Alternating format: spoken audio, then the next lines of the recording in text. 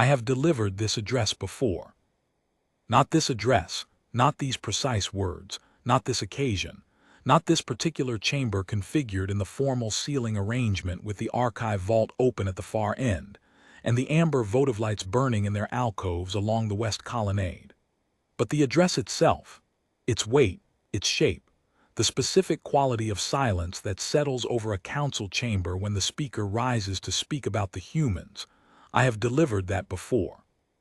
Every senior voice of the deliberative record has delivered it, in one form or another, since the Vethanu Conclave first took stewardship of the Vorreth Compact's sealed files 300 standard years ago.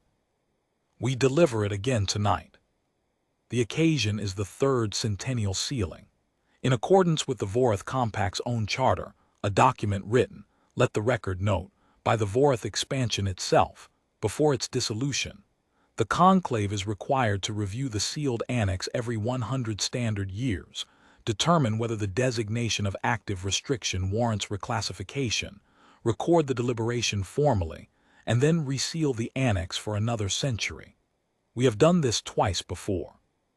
The first senior voice to preside was Vorreth Savin, who held the office for 42 years and is remembered, among other things, for the quality of her formal addresses.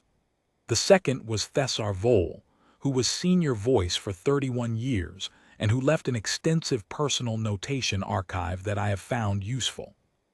Tonight I am the third, and I have been preparing for this occasion for approximately 4 years, which is, I acknowledge freely, longer than most of my predecessors spent on preparation for any single formal address.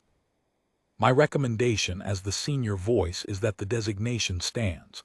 I do not expect disagreement. I have not received any.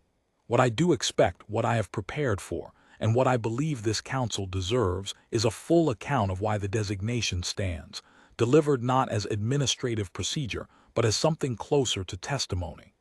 The conclave has institutional memory, but institutional memory is not the same as understanding. The file can be resealed by rote, and the designation maintained by precedent, without anyone in this chamber truly grasping what the Vorreth Expansion found on Keleth Door 300 years ago. My predecessor Thessar Vole's formal address at the second centennial sealing ran to approximately 900 words and covered the relevant facts in competent summary. I have enormous respect for Thessar Vole. 900 words is not sufficient. I want to be transparent with this council about my state of mind as I approach this address, because I think the transparency is appropriate, and because I believe that the council's ability to weigh what I am about to say depends in part on understanding how it has affected the person saying it. I am not given to theatrical confession. I have presided over this chamber for 19 years, and the record will show that my addresses have tended toward the functional and the precise. I say what is necessary. I move to the vote. I close the session. I have been described, by colleagues whose opinions I respect, as someone who treats the formal record as a responsibility rather than a canvas. I believe they mean this as a compliment, and I take it as one. Tonight I am going to do something different. Tonight I am going to take this council all the way through the Vorreth Compact's sealed file, not its summary, not its official précis, but the file itself, the primary sources, the things that the previous two senior voices chose to keep at arm's length. I have spent 4 years preparing to do this. I am going to do it because I believe the conclave stewardship obligation requires it, and because I believe that a designation maintained by habit rather than understanding is a designation that is always one generation of institutional forgetting away from being questioned by someone who has not read the file and does not know what the file contains. I do not want that to happen. The file is what it is. It should not require courage to read it aloud in the chamber where it belongs. I do not want to seal this file by rote. I have read it. I have read all of it, not the summary, not the redacted council-facing version that previous senior voices found sufficient. I read the primary sources. I read the xenobiologist's field reports in sequence, from the first survey through the last entry, which is not completed. I read the transmission intercepts, the ones the conclave sealed immediately upon receipt, and has not opened for review in 220 years. I read the fleet warden's personal record, which is separate from her formal logs, and which most archivists handling the compact's files have classified as supplementary material not relevant to the designation review. I read the cartographer's marginal notation from 400 years before the Vorreth Expansion sent a single ship to Keleth-Dor, the notation that the expansion's planning committee found, read, discussed, and elected to disregard. After I had read all of it, I sat in the archive vault for a long time without moving. The archive vault is a quiet room. It is designed to be quiet. The ceiling materials on the walls absorb sound, and the air filtration system runs below the threshold of perception, and the only light comes from the reading lamps positioned directly over the work surface, so that the peripheral darkness is complete. I have spent many hours in that room over the course of my career, reading documents that were not pleasant to read. I did not feel, when I finally rose from the reading desk, that I had learned something new. I felt that I had been given the correct frame for something I had already half understood and had been keeping at a comfortable distance. I am no longer comfortable with that distance. Tonight I will close it. I ask the Council's patience. This will take time. It should take time. 300 years of sealed record deserve more than a procedural vote and a fresh wax impression on the annex cover. The humans are worth more than that. Not as a people to be admired, I hold no brief for admiration here, and neither should you, but as a phenomenon whose true nature this conclave has an obligation to understand before it decides again to stand behind a line it only partially comprehends. Let me begin with the cartographer. The marginal notation I mentioned appears in the third survey volume of the Tesseval-Oron Atlas, produced approximately 412 standard years ago by Tesseval-Oron the Elder, chief surveyor of the Vethanic Cartographic Commission, during what was then called the Outer Reach Expansion Survey, the generation-long project that first formally charted the galactic fringe regions now designated under conclave jurisdiction. Tesseval-Oron surveyed 37 star systems in what is now the restricted corridor. His notes are, by reputation, the most precise survey documents from that era, obsessively detailed, exhaustively cross-referenced, famous among professional cartographers for their marginal annotations, which are longer and more substantive than the body text of most other surveyors' formal reports. I have read his work before professionally, not the Keleth-Dor volume specifically, but others from the same survey season. He was a thorough person. He was also, which is rarer than thoroughness, a careful person in the sense of someone who slows down when something does not fit the model, rather than speeding past it.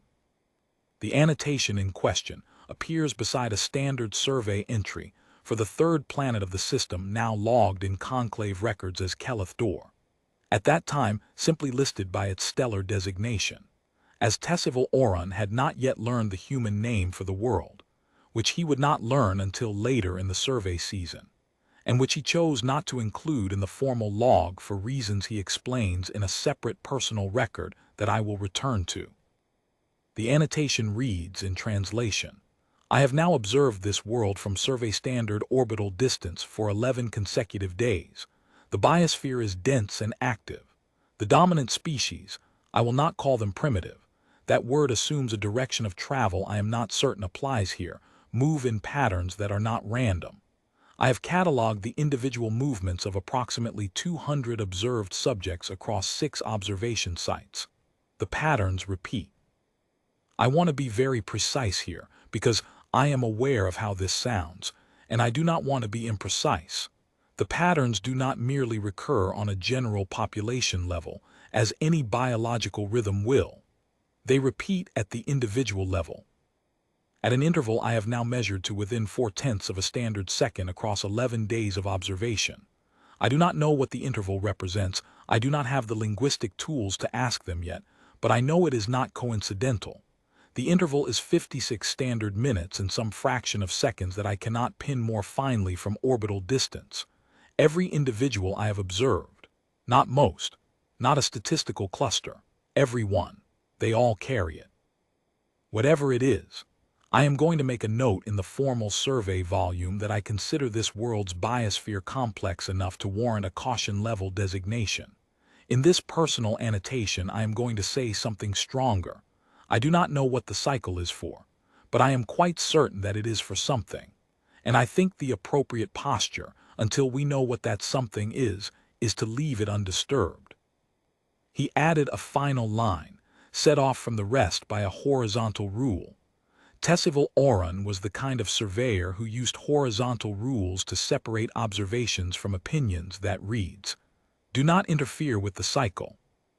He underlined it, in a document where almost nothing else is underlined. I have examined the original volume. It is held in the physical archive, not the digital catalog, because Tessival Oran used hand-binding techniques that the archivists consider too fragile to scan without risk of damage, and because the originals are maintained at climate-controlled preservation, standards that the physical archive handles, and the document handling room does not.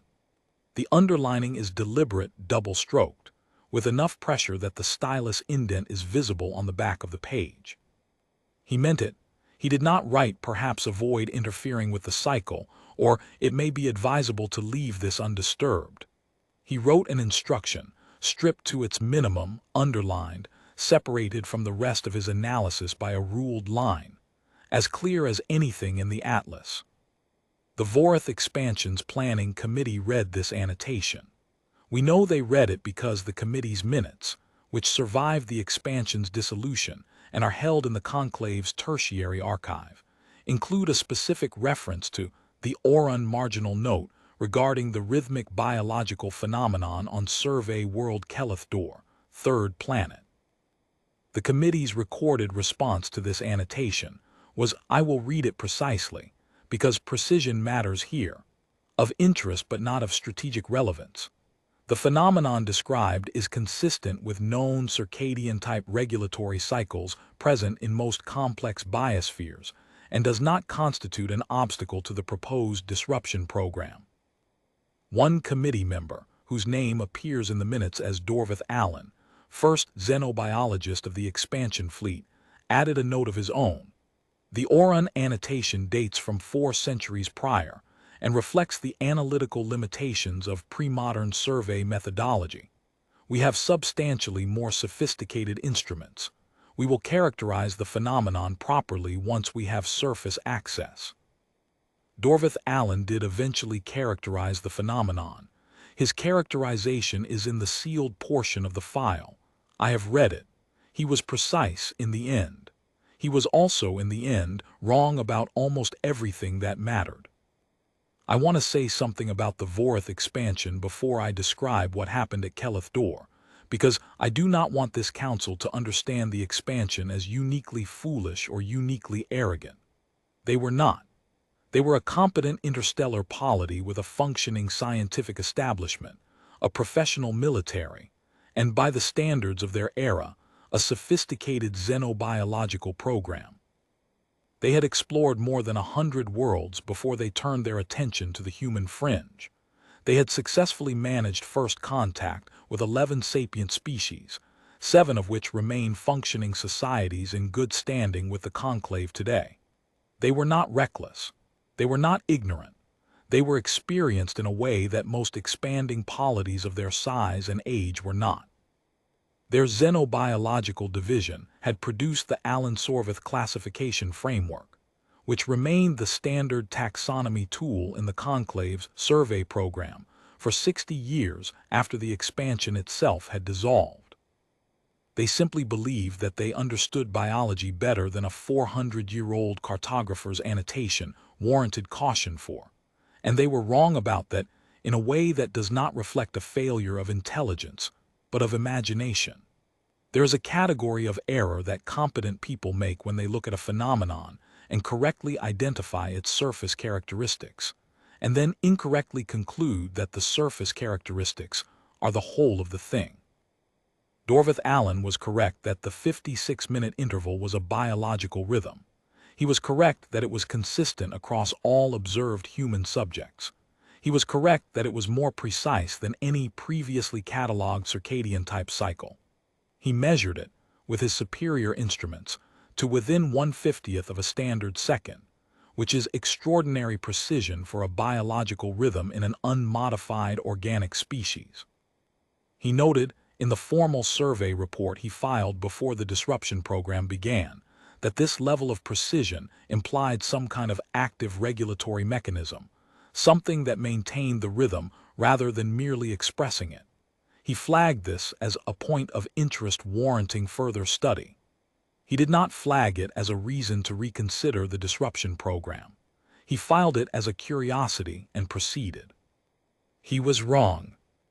The Vorreth Expansion's disruption program at Keleth-Dor was not, I want to be clear, a military operation. It was not an invasion.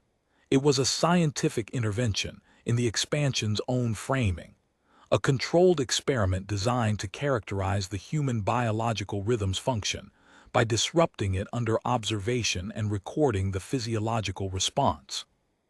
The disruption methodology involved a low-yield atmospheric dispersal system deployed from orbital platform, a pharmaceutical compound developed by Vorreth Allen's team, specifically to interfere with the biochemical processes they believed the 56-minute cycle regulated.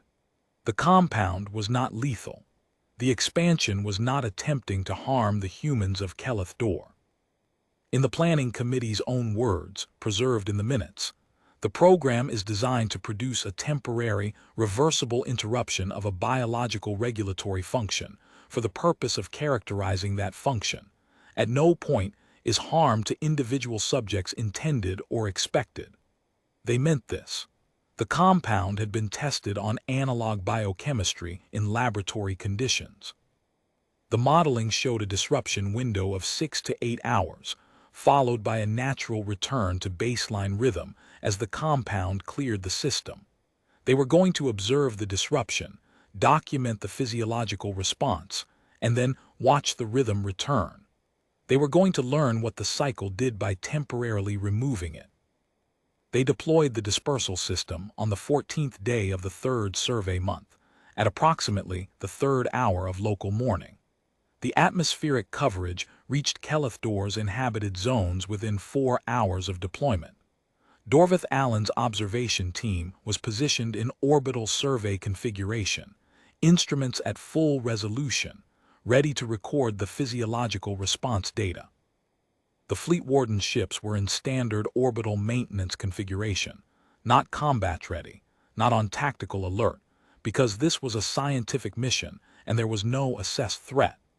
The survey had proceeded without incident for 41 days before the dispersal.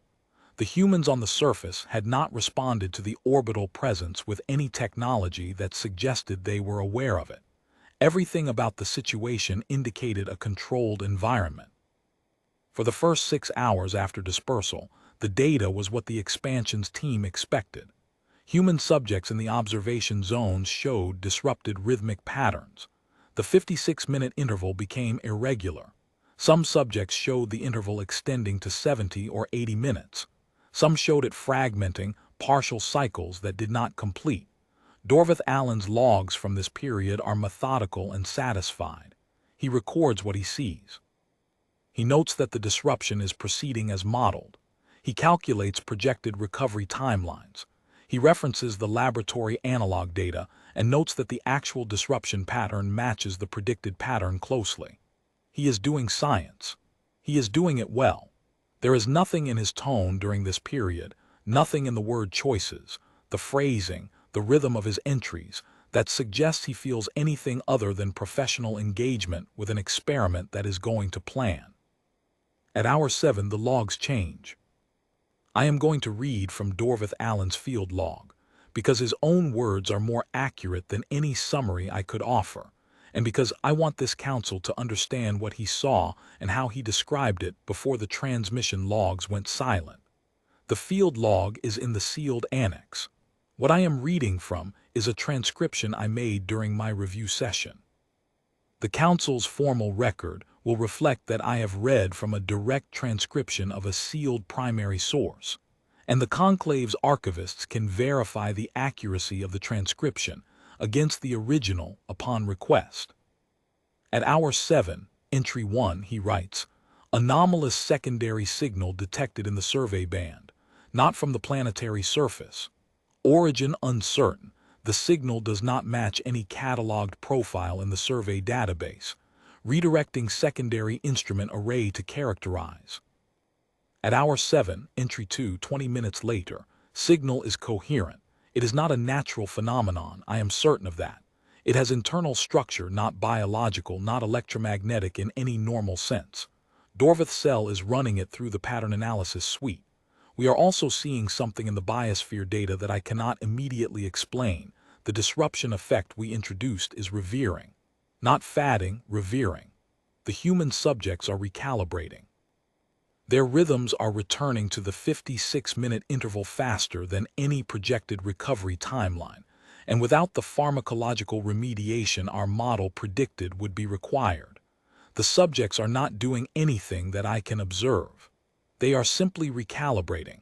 I am noting this because it was not modeled. At hour 7, entry 3, 12 minutes later, the secondary signal has localized. It is not coming from Keleth-Dor's surface. It is not coming from our platform. It is coming from inside the atmospheric layer from multiple points simultaneously. I do not have a framework for this. The points are not stationary. They are moving in a pattern. I do not want to characterize the pattern yet because I am not certain I am seeing what I think I am seeing, and I want Vorreth cell to confirm the instrument reading before I put anything in the formal log. But in this personal notation, I will say that the pattern the signal sources are moving in corresponds, at a scale I cannot yet measure, to the 56-minute interval. I think the signal sources are keeping the cycle. I think they are keeping it from outside. There is a gap of 31 minutes in Vorreth Allen's personal log. This is unusual. He was a meticulous logger who rarely went more than 10 minutes between entries during active observation. Thessar Voll's notation at the second centennial ceiling flagged the gap and offered no explanation. I have thought about it at length. My conclusion is that Vorreth Allen spent those 31 minutes looking at something, watching it, watching the instruments resolve it, watching Vorreth cell's pattern analysis suite attempt to classify it, and that he could not decide what to write. Not because he lacked the words, but because he understood, somewhere in those 31 minutes, that whatever he wrote would be the thing that went into the record as the last description of something that had not been described before. He was precise. He was careful. He needed those 31 minutes to be sure he was going to be precise about the right things. The next entry reads, I am going to recommend immediate withdrawal from Keleth-Dor orbit. I am filing this as a formal recommendation to Fleet Warden Vorreth Rao. I am not going to explain my full reasoning in this log entry, because I am not confident in my ability to accurately characterize what the instrument array is currently showing us, and I do not want an inaccurate characterization in the formal record. I will say that the secondary signal sources are now in very close proximity to this platform.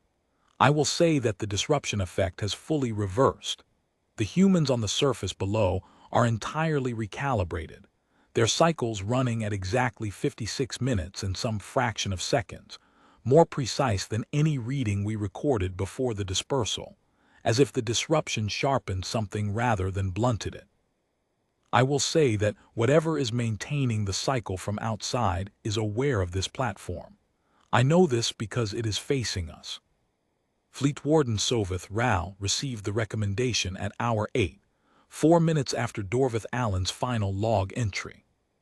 The Fleet Warden issued an immediate withdrawal order.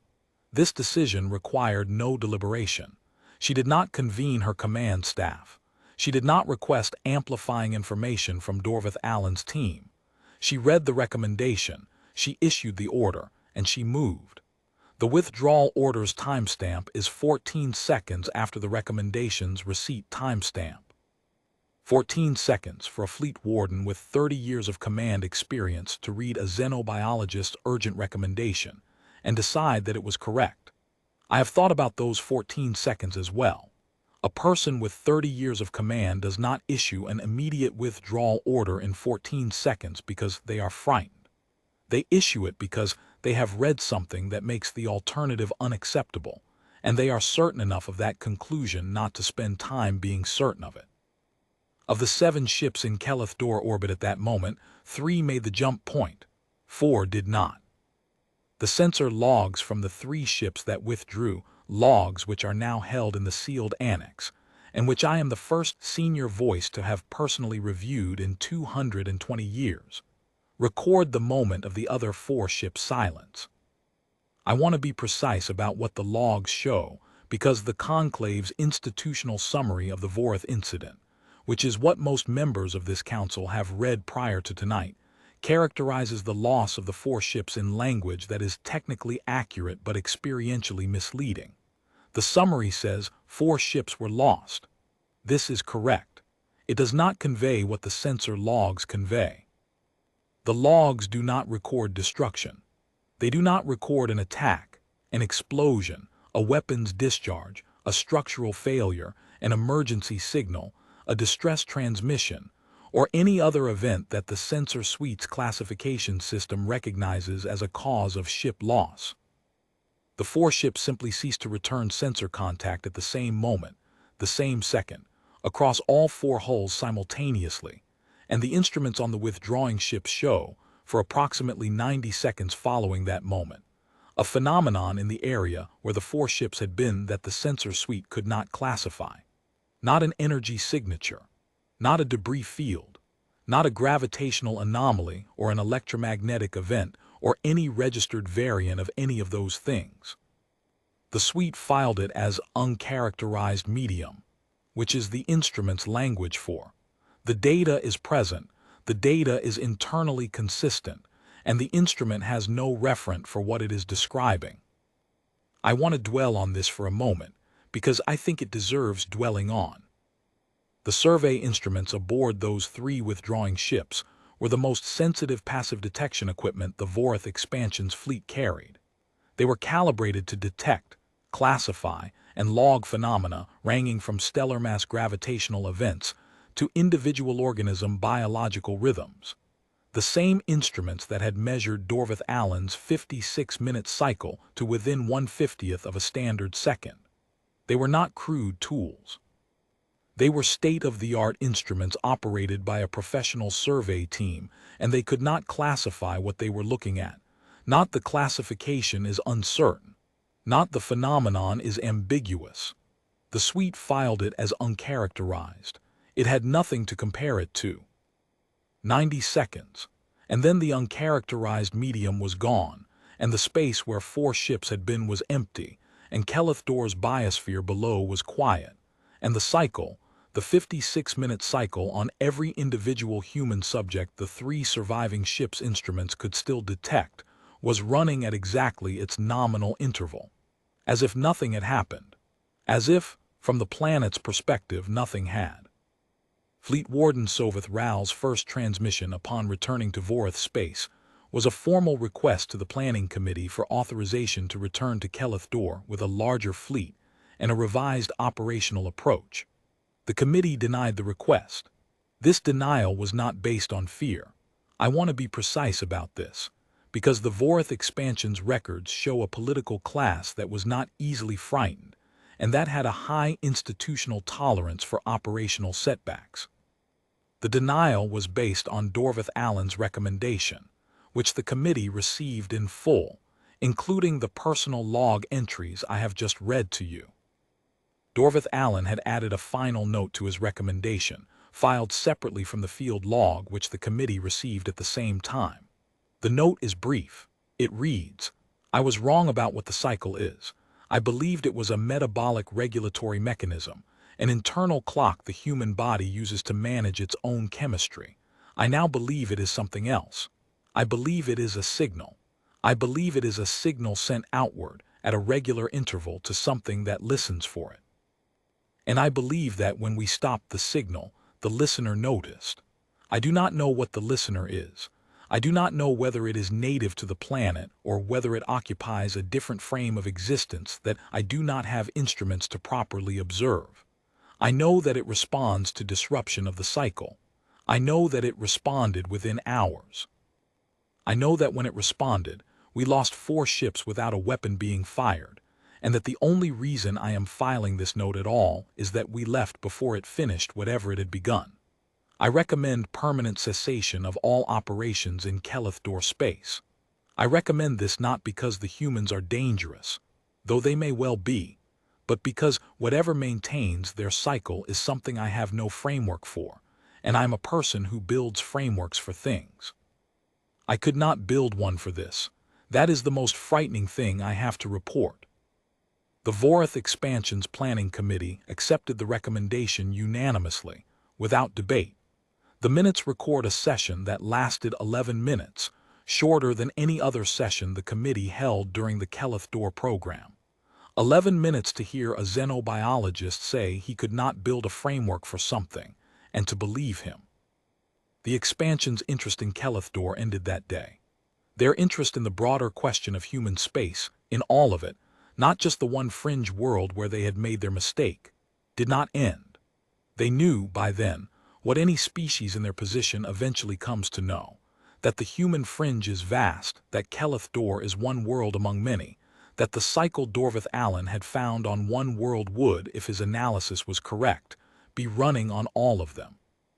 They drew the appropriate conclusion from this. The appropriate conclusion is not reassuring.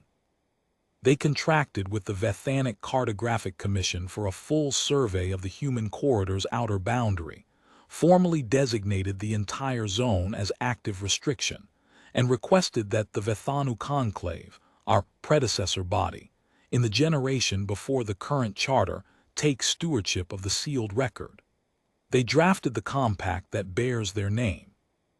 They folded the compact into the conclave's administrative structure along with the files, the sensor logs, the transmission intercepts, the xenobiologist's notes, and a single formal request from Fleet Warden Vorreth Rao, submitted personally and outside the committee structure, asking that the conclave include in its stewardship charter a provision ensuring that the sealed record would be reviewed, not merely maintained, but actually read, at regular intervals by a person of sufficient seniority and standing to understand what they were reading. Fleet Warden Vorreth Rao was, by all accounts, not a sentimental person. Her service record is efficient, occasionally brilliant, and notable primarily for an absence of the personal elaboration that characterizes many senior fleet officers' archived communications. She was not a person who wrote long personal requests. The Kellethdor request is the only personal document in her file that extends beyond 1 page. She wrote 3 pages. She wrote about what she saw from the bridge of her withdrawing ship in the 90 seconds before the uncharacterized medium cleared. She wrote that she wanted the next person who read the file to know that she had ordered the withdrawal not because the recommendation told her to, but because she had looked at the sensors and made her own assessment, and her assessment had agreed with Vorreth Allen's in every particular, including the one he had declined to put in his formal log. She did not describe what she had seen in those 90 seconds. She wrote instead that she believed future readers of the file would understand why she chose not to describe it. She wrote that she trusted the senior voice's discretion, and she wrote that she did not want the record sealed again without someone understanding that the designation was not precautionary, not a "we don't know enough yet so let's be careful." It was a conclusion. It was arrived at by a xenobiologist who spent his career building frameworks and ran out of framework, and by a fleet warden who looked at her sensors for 90 seconds and made a decision she has never, in any subsequent communication preserved in any archive, been asked to explain. I honor her discretion. I exercise my own. I want to say something about the Vorreth Expansion itself, about what became of it, because this council's understanding of the designation's full weight depends on knowing that the story of Kellethdor did not remain confined to the planning committee and the fleet. It spread. Not officially, the expansion's government sealed the Kellethdor records immediately and maintained that seal throughout the expansion's remaining existence. But fleets talk. Survey divisions talk. The 3 ships that returned carried crews, and crews have families and friends and, eventually, old age and loose tongues. The knowledge of what had happened at Kellethdor moved through the Vorreth Expansion's population, the way knowledge of that kind always moves. Slowly, informally, without official acknowledgement, gathering distortion as it went, until the distorted version had spread far enough that the original facts no longer needed to be known for the conclusion to be understood. The conclusion the Vorreth Expansion's people drew from what they half knew and half imagined about Kellethdor was not precisely correct, but it was not precisely wrong. They understood that something had happened at the human fringe that the government did not want to discuss. They understood that ships had gone there, and some had not returned. They understood that the people who had been there were not, afterward, the same as they had been before. And they understood, collectively, without any single document or statement encoding it, that the humans were something the galaxy had learned, in an afternoon, not to interfere with. The expansion dissolved 40 years after Kellethdor. The reasons were various and political, and have nothing direct to do with what happened at the fringe world. But I have read the political historians' accounts of the expansion's final decades, and I notice, I am not certain this is causation rather than correlation, and I want to be careful. I notice that the character of the expansion's leadership changed after Kellethdor in ways that historians attribute to various internal pressures. The ambition that had characterized the expansion's outward program moderated. The rhetoric around expansion into the fringe regions became notably quieter. The planning divisions that had been most active in the Kellethdor program were restructured. None of this is explicitly connected, in any official record, to what happened there. It is possible that it is coincidence. It is possible that a polity which had spent 30 years pushing outward, reached something it could not push past, and adjusted its understanding of its own limits in ways that rippled through its institutions without anyone ever saying precisely what had happened. I am speculating. I acknowledge that I am speculating, but I find the speculation worth recording in a personal notation, because I think future senior voices should have access to the speculation, even if they choose not to weight it. What I am not speculating about is what the designation means tonight. In this chamber, 300 years after the Vorreth Expansion dispatched a survey fleet to a fringe world and lost 4 ships in 90 seconds of uncharacterized medium. Before I tell this council what it means, I want to account for one more part of the record, a portion that has never been formally presented to a council session, because the conclave's senior scientific staff, at the time of the second centennial sealing, recommended against including it in the formal review address on the grounds that it was speculative and might introduce confusion into what they considered a settled administrative question. Thessar Vole accepted this recommendation. I do not accept it. The council that is voting tonight deserves to know what the conclave's own researchers found when they went looking for context. In the 40 years following the first centennial sealing, the conclave commissioned a quiet program of archival research intended to answer a question that Vorreth Savin, the first senior voice, had raised in her personal notation. Had any other species found what the Vorreth Expansion found? Not the specific outcome, not Kellethdor, not those 4 ships, but the cycle itself. Had anyone else, surveying the human corridor or studying the human fringe from a distance, detected the 56-minute rhythm and tried to characterize it? The researchers found 3 cases. The first was a survey record from the Kethaven Cooperative, a trading and exploration partnership that had operated in the outer fringe 300 years before Tessival Oron, nearly 7 centuries before the Vorreth Expansion. The record was fragmentary and difficult to translate, the Kethaven having long since ceased to exist as a functioning society, but the researchers identified what appeared to be a biological observation note from a Kethaven survey vessel that had briefly entered the human corridor before withdrawing. The note described something the translator rendered as the internal timer of the groundwalkers, and characterized it as consistent in all individuals, interval unknown, purpose unknown, flagged for further study. The further study was never conducted. The Kethaven Cooperative's records show no subsequent missions to the human corridor. The researchers could not determine whether this was because the cooperative had learned something cautionary or simply because other survey priorities intervened. The record ends without resolution. The second case was more recent, 50 years before the Vorreth Expansion, and involved a species the Conclave knows as the Vorreth Accord, a mid-range polity that had been active in the fringe regions and whose records were better preserved. The Vorreth Accord's Xenobiological Survey Division had, it appeared, detected the 56-minute cycle through long-range passive observation and had conducted a preliminary analysis. The analysis was sophisticated enough to note that the precision of the interval was anomalous, significantly more precise than any known metabolic cycle, and to flag it as warranting investigation. A formal investigation proposal had been drafted and submitted to the Accord's Scientific Council. The Scientific Council had approved the proposal in principle and referred it to the Operational Planning Division for feasibility assessment. The feasibility assessment was never completed. Before the Planning Division could act on the referral, the Vorreth Accord underwent a significant political transition that restructured its scientific programs and deprioritized fringe region survey work. The proposal was shelved. The Vorreth Accord's records show no subsequent action on the human corridor biological survey question. The researchers who found this case could not determine whether the political transition was connected in any way to the cycle question.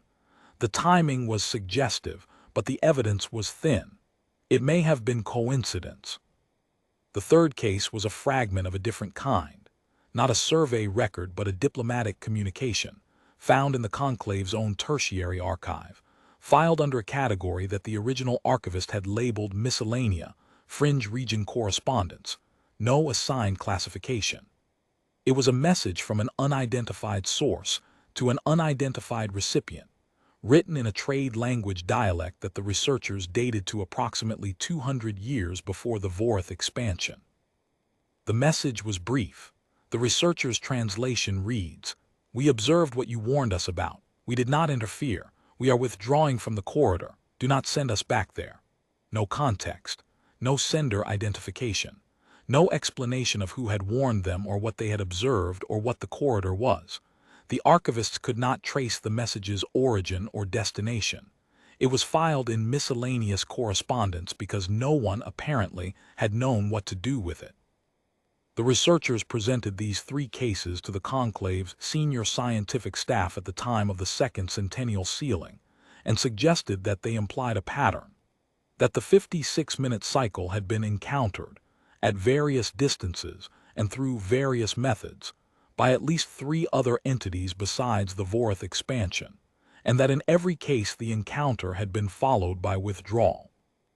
Whether voluntary, cautionary, or accidental, whether the withdrawal reflected knowledge of what Dorothy Allen found or simply the natural response to something that did not fit the available frameworks, each encounter had ended the same way. The cycle was observed.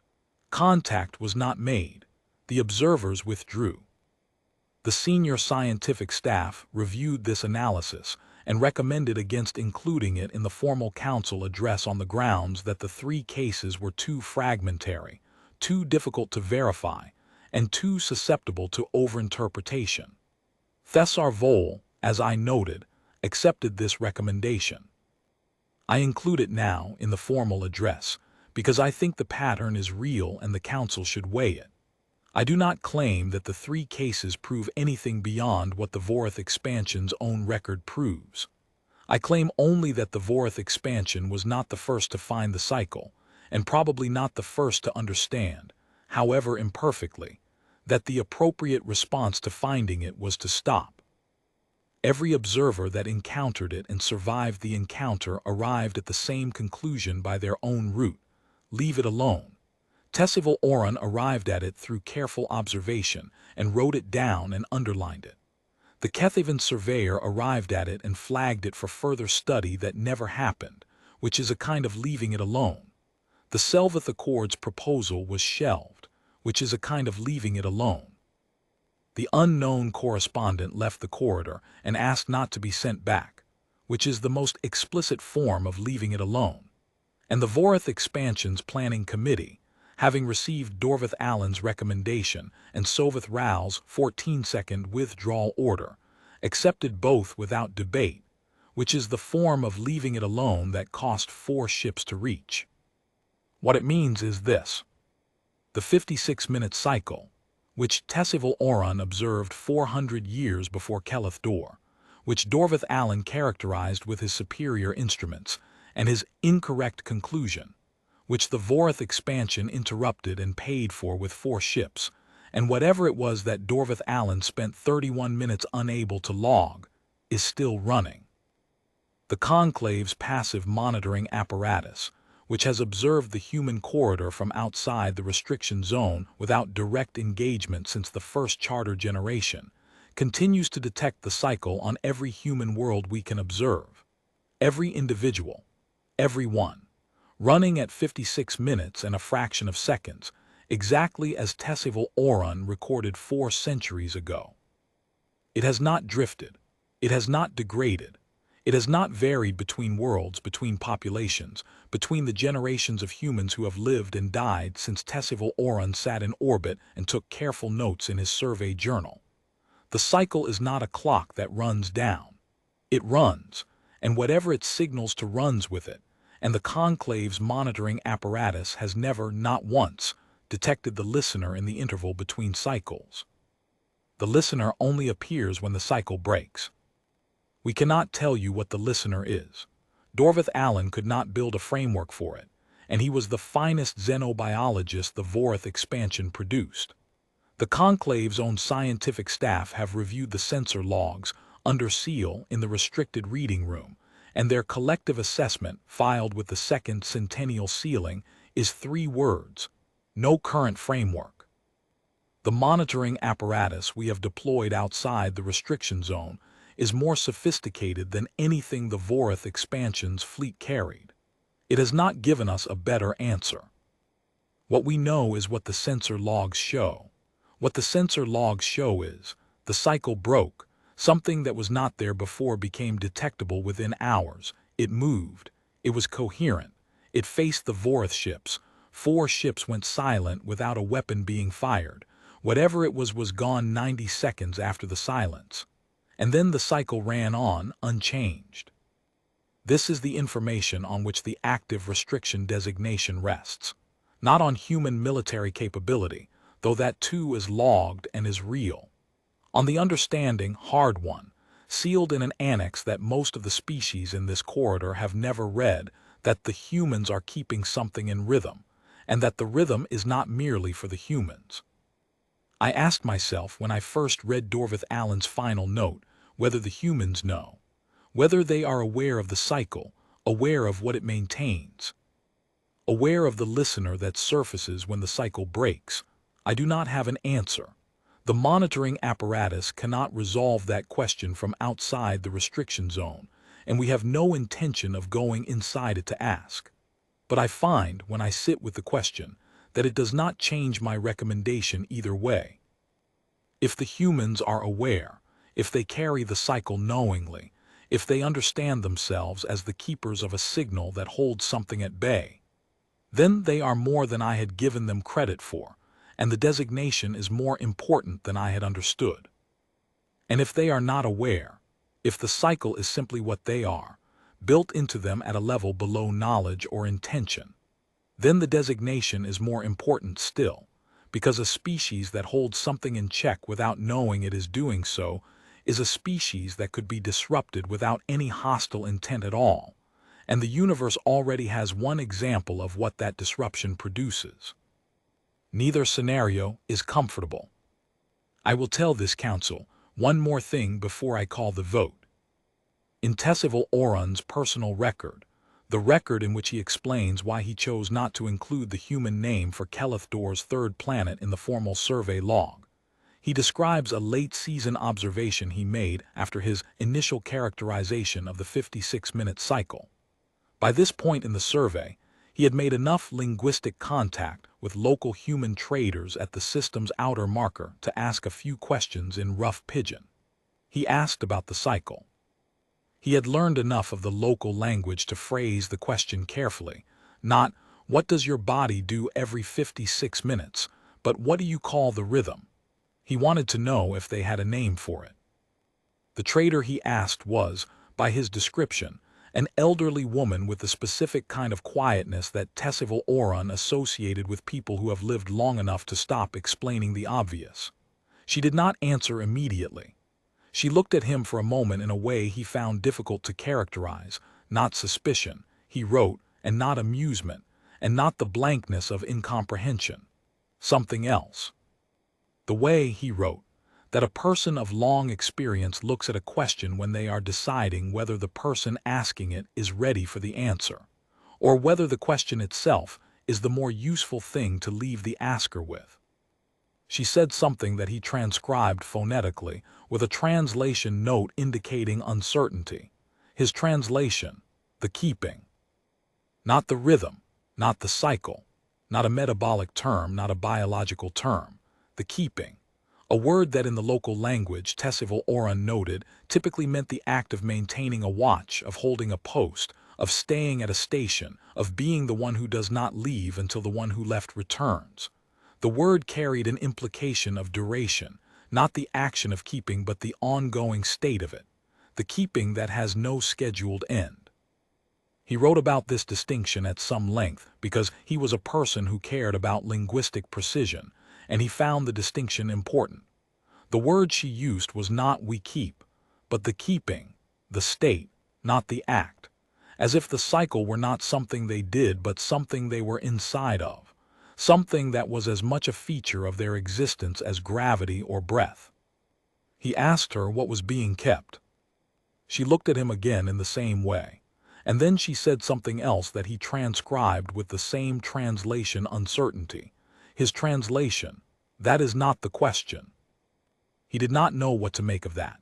He wrote about it at some length in the personal record, turning it over the way a careful person turns over a phrase they cannot parse. He eventually settled on the interpretation that she was deflecting, that the question was either too strange to answer or too ordinary to bother with, and that he had hit a limit of his linguistic competence. He filed it as culturally opaque and moved on to the next system. I do not think she was deflecting.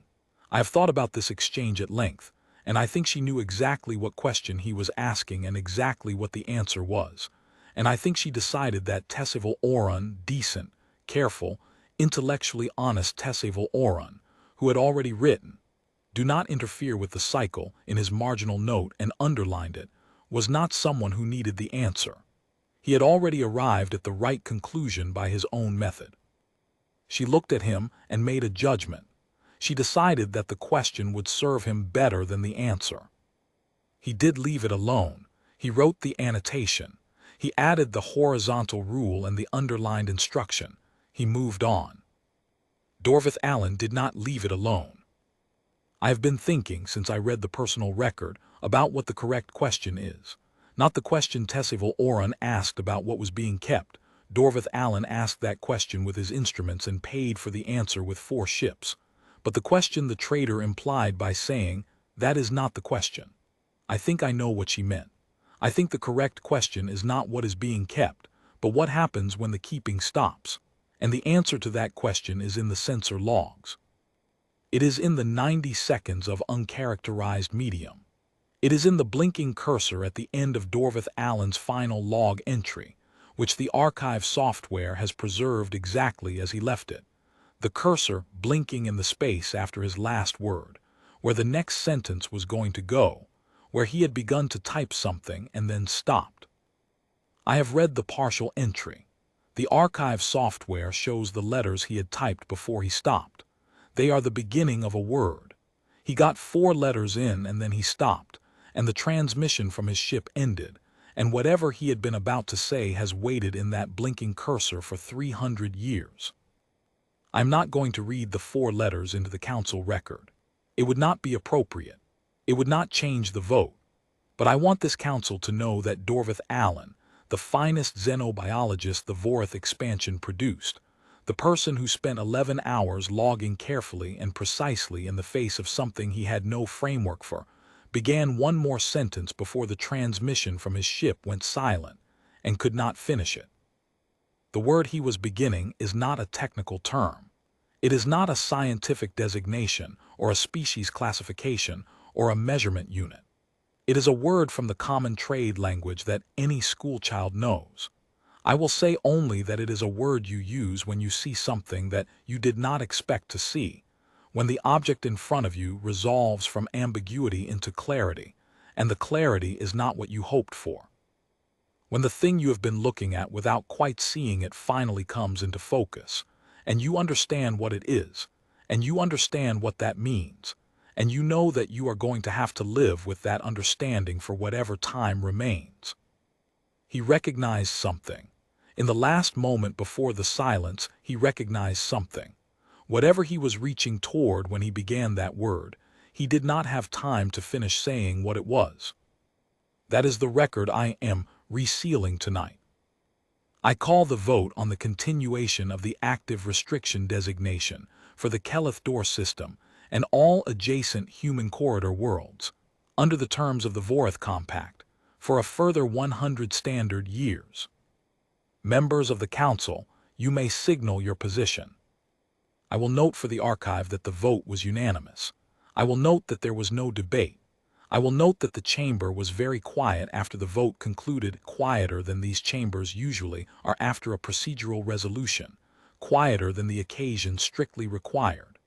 I believe the Council understood what it had just maintained, and I believe they were thinking about what Vorreth Allen was thinking about in the moment before the cursor stopped.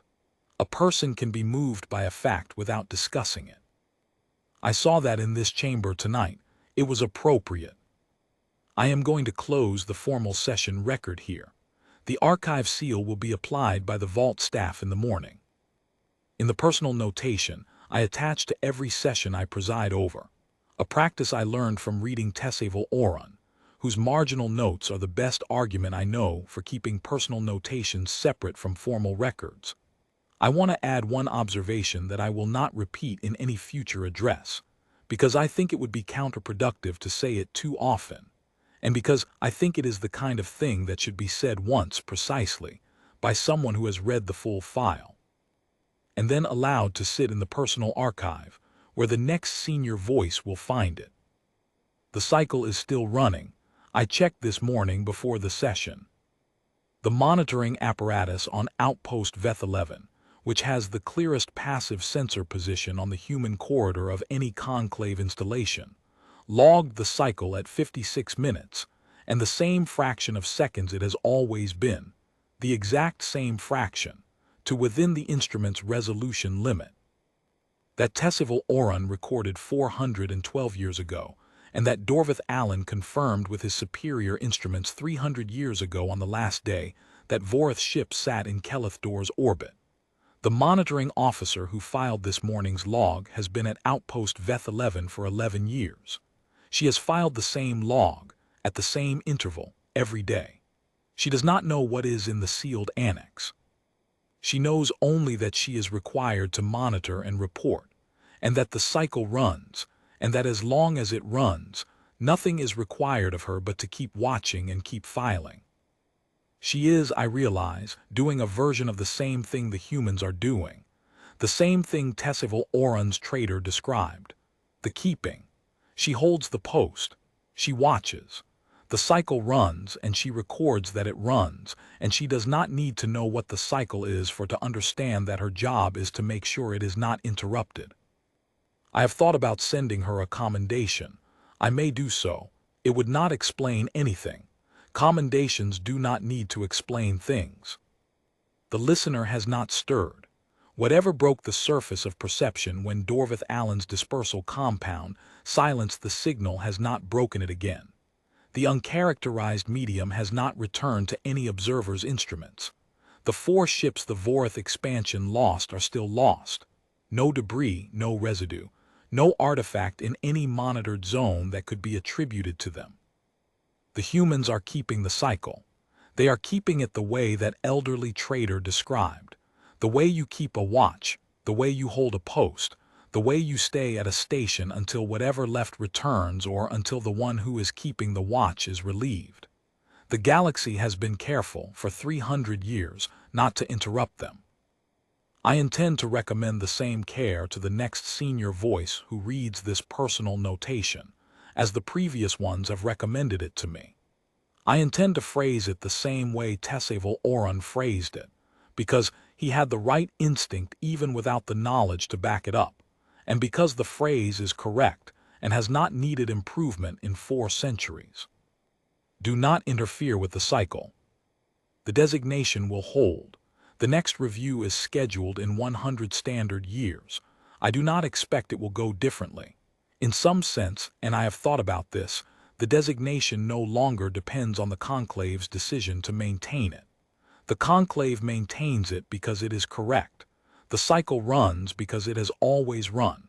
The listener is quiet because the cycle has not broken again. And whatever Dorvith Allen was about to write in those 4 letters, whatever the word was, whatever he recognized in the 90 seconds before the silence, it waits, unfinished, in the archive that the vault staff will seal tomorrow morning with fresh wax. The cursor blinks, the cycle runs. The galaxy has learned the shape of what it does not disturb. I close the record.